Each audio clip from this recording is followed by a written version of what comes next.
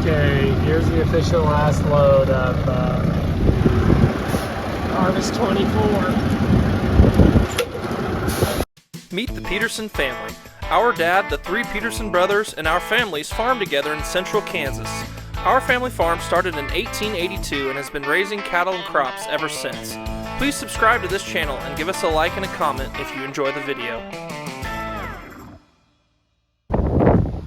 Okay, here's those weaned 6-weight heifers. So they're up at the bunk eating ration. They don't need any hay, long stem hay anymore.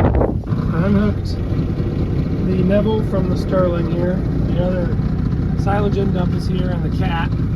The cat is waiting its turn to get some work done on it. We're done with that grain trailer. We do not haul grain in the winter very extensively.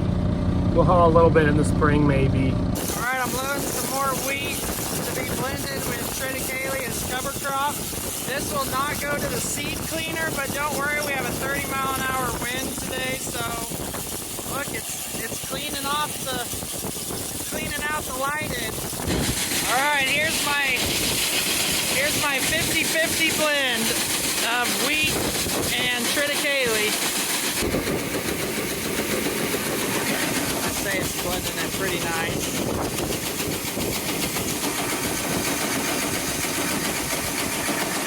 Okay, we're done with most of these seed wheat wagons, so we're gonna back them in.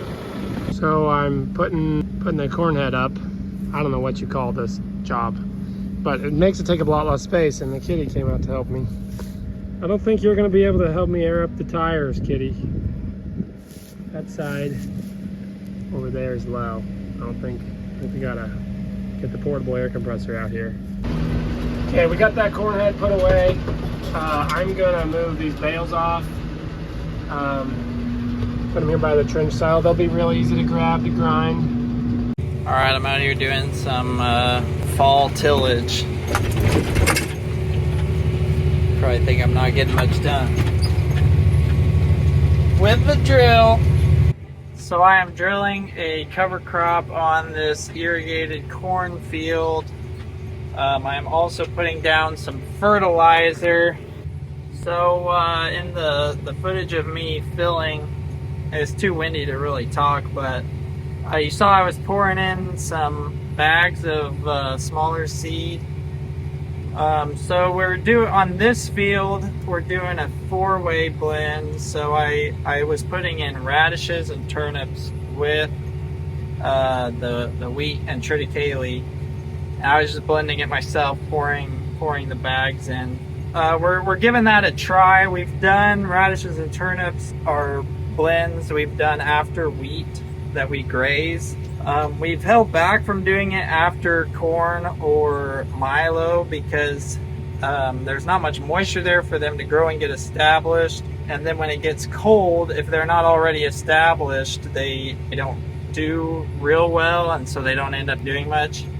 But they're not very expensive to put in, and if they can stay alive till next spring and grow, they should have a nice taproot to go down. And we'll hopefully get a good rain here tomorrow, and they could get up and get established. The other incentive we had to do that is on this field, we're in a EQIP program. It incentivizes cover crops and kind of helps pay for the costs, just to give people more reasons to do it, protect the soil. You know, a lot of people like to work under heavy corn stalks. We're not really set up for heavy tillage.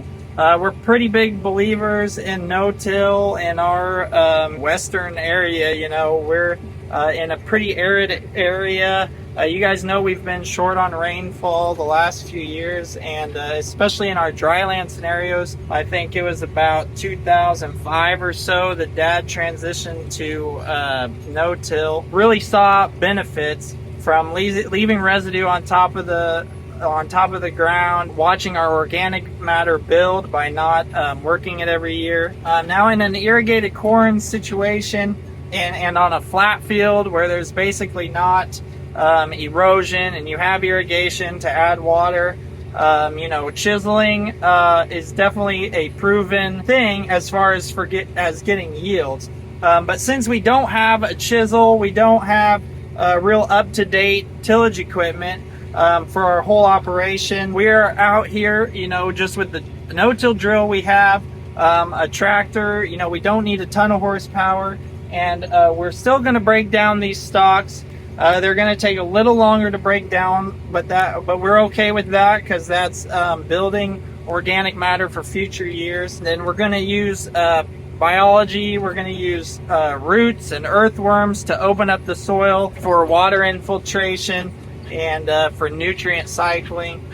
So we can get some of the same results. If we can save moisture on dry land, then we might as well save moisture on irrigated. We don't have a huge permit on this field.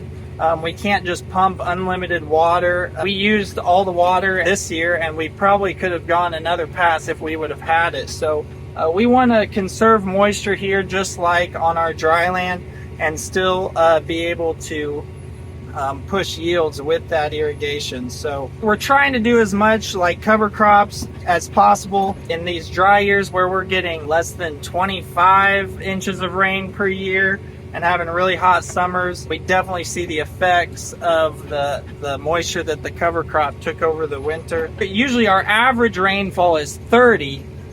So usually we have as many years that we get 35 inches of rain as we do years where we get 25. It just hasn't been happening. So if we got 35, you know, I don't think we would see near the drawbacks that we have the last couple years. You would overcome what you used, and then you would get all the other benefits. So we know that everybody's land, everybody's area is different. You know, farmers all over the place deal with different things, and so everybody has to decide what works right for them. So there's a lot of studies out there, both in tillage and no tillage, of ways to improve. So there's no one size fits all for farmers. There's huge diversity in agriculture in the U.S. and around the world. Even from the east side of Kansas to the west side of Kansas, you see huge changes in what farmers can do and how they do it.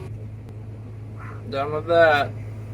Took me longer than I thought it would, but that's the story of my life. I always think things will go faster than they do. Now I gotta pull on the highway. At least I still have a little light. Just going to the next field, and then I will, Mom's picking me up there. We'll fill in the morning, I guess. I told myself if I was gonna do cover crops, I wasn't gonna stress out about pushing too hard, so. So we got cattle lined up, getting out of the box. Very windy today. Second day in a row it's going to be 80 degrees and windy. And we are almost in November. So that's kind of not the most pleasant. I have some cattle work to do today. Nathan is drilling covers. So we're going to try to get some things knocked off the list, some post-harvest things.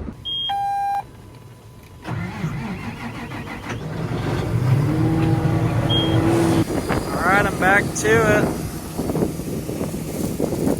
It was like 80 degrees all night long with a strong south wind. It's real balmy out here.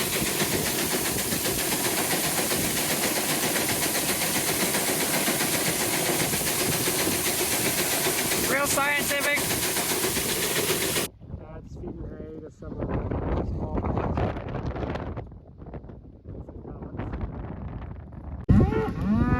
Okay, I got the bulls, their breeding soundness exam this morning. They both passed. I got to get these 11 heifers, which they're sorting themselves off of the cows that I don't need. So I got 10 out of the 11, which is real handy. They get their free breeding shots. Okay, here's the last 4 pair that calved. They're going to go down with the rest of the group. Come on. So I'm unhooking from this trailer, and we're gonna get them unloaded.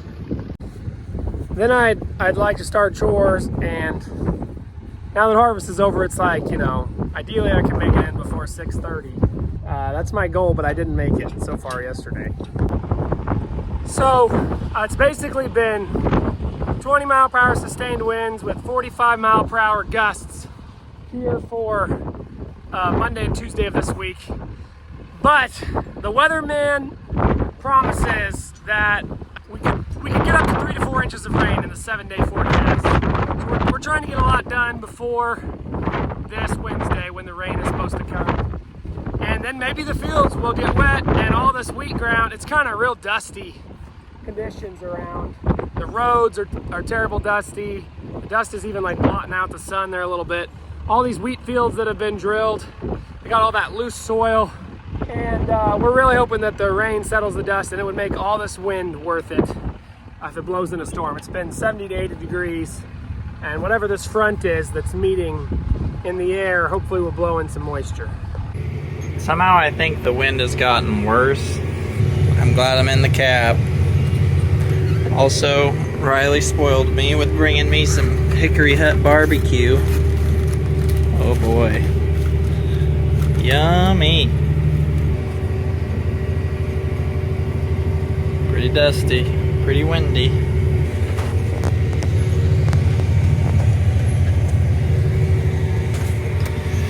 Narrowing down this field.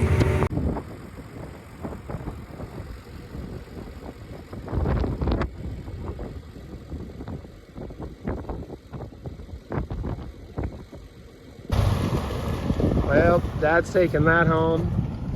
Dropped me off at his tractor he's been moving bales with all afternoon. There's a cleaned off sorghum sedan field of bales. The turnips and radishes are still going. All right, I'm on to the next field. So you can see we're basically in a dust bowl situation here. Like, it's not cloudy, it's just dusty from the wind blowing, so no fun. So I'm basically trying to focus on the most vulnerable acres. We had corn down on that flat field, and the corn did pretty good. I drilled the draws through that field this year, just now, so they'll hopefully be protected. We're still trying to be good stewards, and even in the Dust Bowl, they had big washing rains, flooding rains around here. And so we want to be able to catch every bit of that rain we can when it does come. Just never know when it's going to be.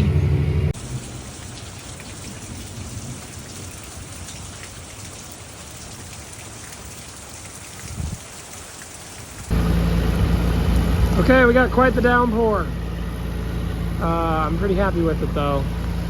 I can deal with feeding in the rain tonight. Okay, got my butcher heifer in this pen. Been growing with these animals. It's big enough now to take it out.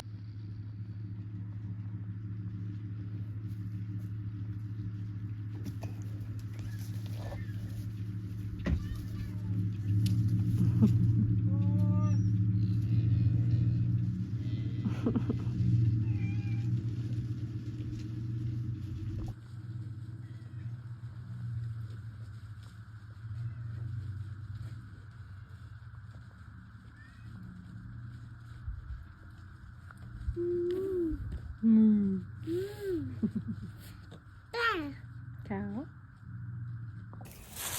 All right, so as you guys remember from a few videos ago, we've got cows in my front yard here, grazing these corn stalks. But I brought some distillers over for them as kind of a supplement. So we're gonna feed those to them in the pen here, so they're used to coming in the pen in case I need to catch them. Are we gonna feed the cows? Yeah. We've got the Sioux steel fence behind me here that I installed, continuous fence here late this summer. So now my pen here is complete, and I have a place to catch these cows if I need to. So shout out to the Sioux steel continuous fence.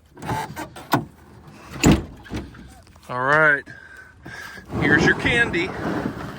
You guys love it.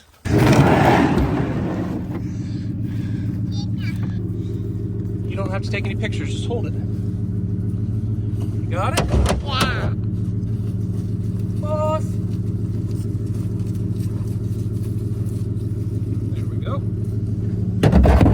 job.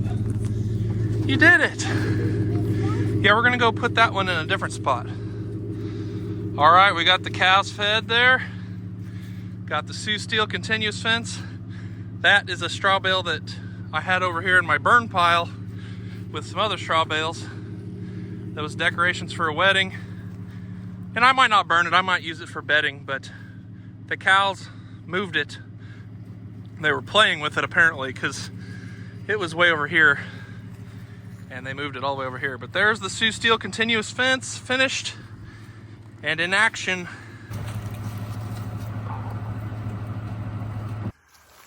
All right, the cows are enjoying those distillers.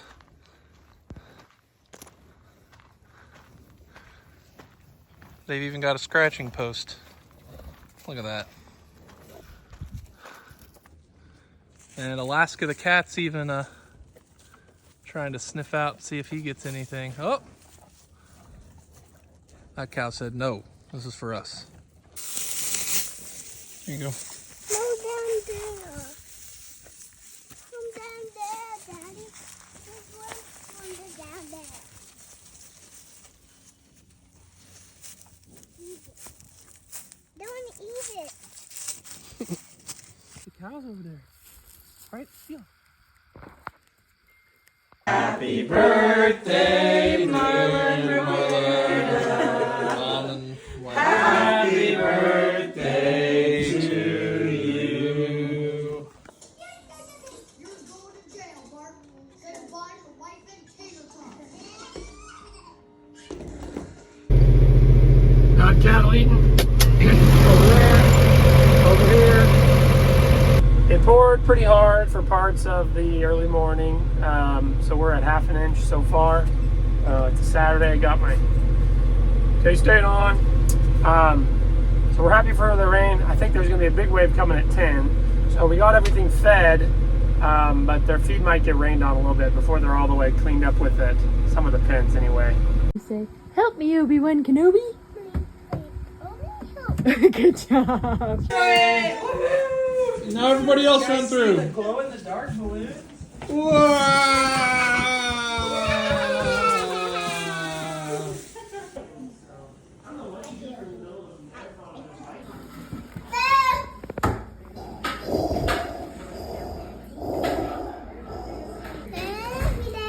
I know.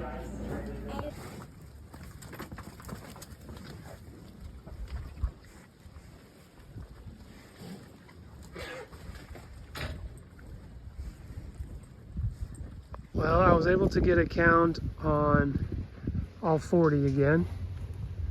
The calves all came in the pen while their moms are eating. The calves are looking pretty happy running around.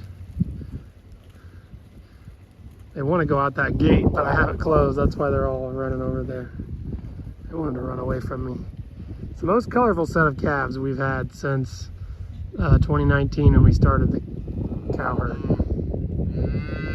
My dad did check, and the fence was hotter here around the pen than it was out around the field. So I'm going to go around the field and double check if there's not a ground somewhere.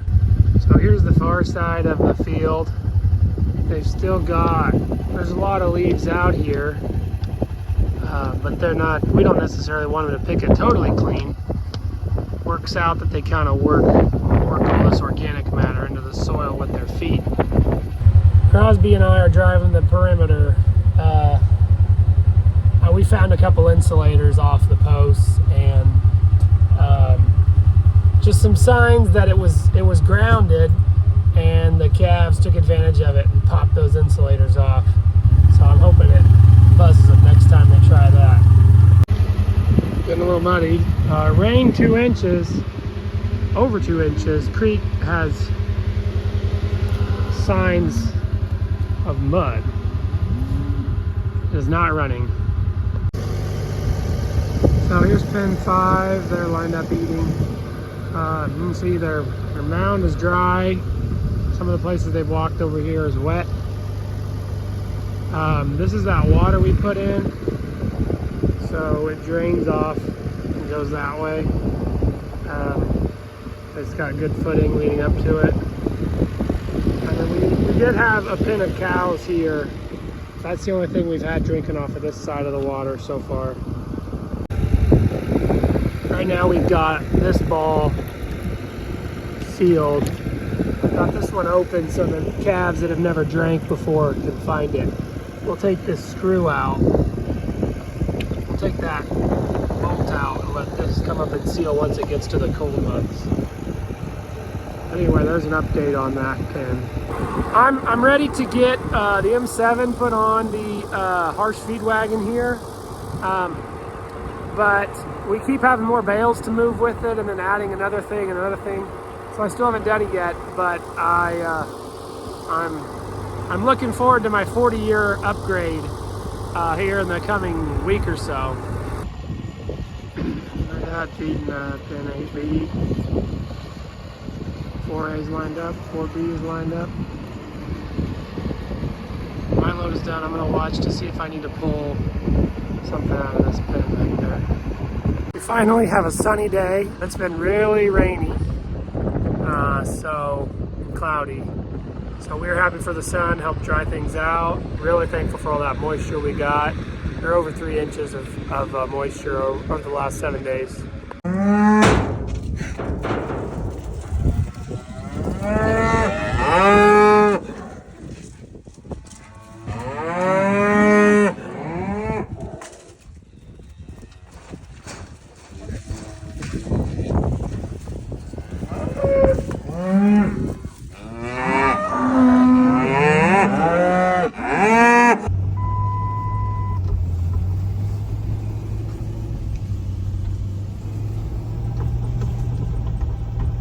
Benson.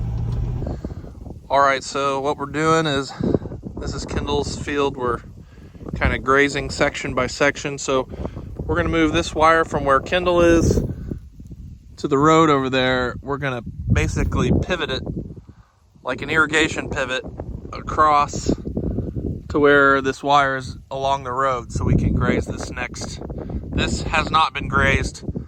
This has been. Alright, Kendall.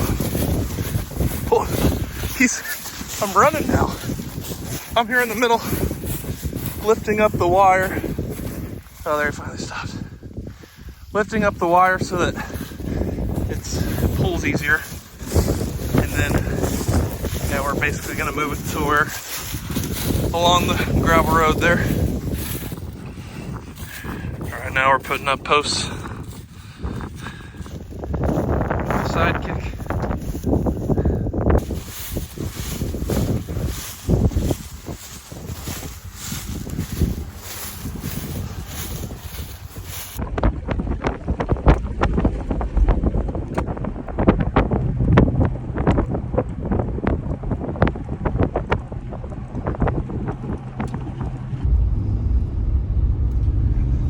With the recent rains, the wheat looks awesome.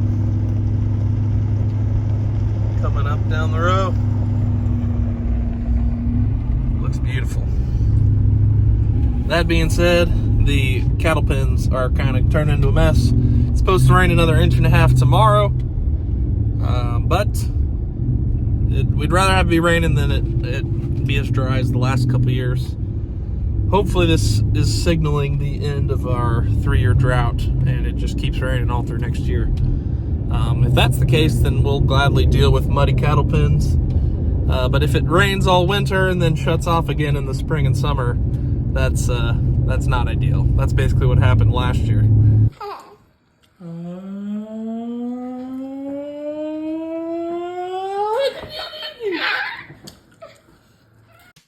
Thanks for watching, everyone. Check out our music videos linked in the description. You can also follow us on Facebook, Instagram, TikTok, Twitter, Snapchat, and explore our website, www.petersonfarmbrothers.com. See you guys next time.